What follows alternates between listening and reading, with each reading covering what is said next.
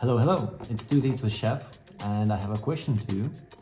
Do you know what you're going to be cooking for Christmas? Because it's only 2 months and it's quite a special event. So I'm going to be starting a Christmas special where I'm going to be making different dishes that is gluten-free, that is plant-based, and that's healthy, balanced, and overall very tasty. So let's get started. So these are the vegetables that we will be using, and there's chickpea and rice flour. So to begin with, of course, always make sure to sharpen your knives. We with iCook brand, we have very simple way to sharpen them.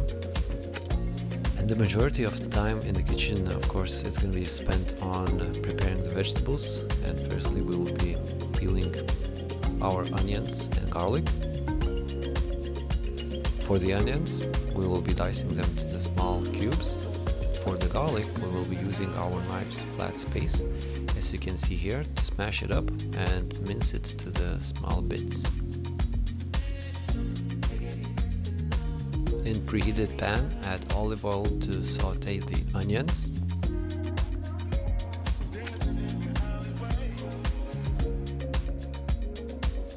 After sauteing onions for 1 minute, add a pinch of salt and garlic and finish cooking for about 2 minutes. For this recipe I used only half of this big eggplant because it was for the 2 servings, and if you have a bigger family or you want to cook more of them, use all of it. And in addition, I added zucchini to this recipe, but if you want more fishier taste, you can leave zucchini out of this recipe. And for cooking everything, dice them to the manageable pieces and add everything to the sauteed onions and garlic. And of course, season everything with salt and pepper. And after mixing, saute everything for about 6 minutes. And in addition, we will be using basil and parsley, so chop that up and make sure after time of cooking to stir everything up so it cooks evenly.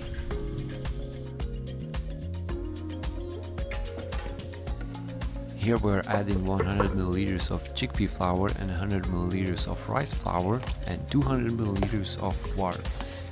This is how your mixture should look like, and we're cooking these pancakes under medium heat.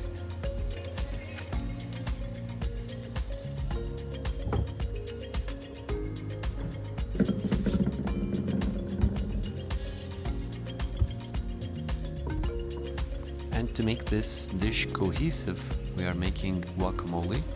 It's like a sauce, but not like a sauce.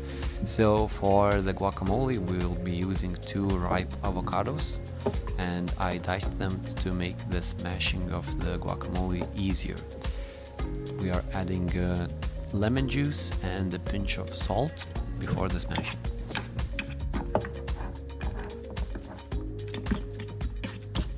And to finish our guacamole, we are adding tomatoes. To make it less liquidy, I'm removing tomato seeds from the flesh, and if you like it more liquidy, you can use everything in your guacamole. And of course, make sure to mince very small bits of red onion to make it true guacamole. And before mixing smashed avocados with onions and tomatoes, make sure to add 1 teaspoon of olive oil.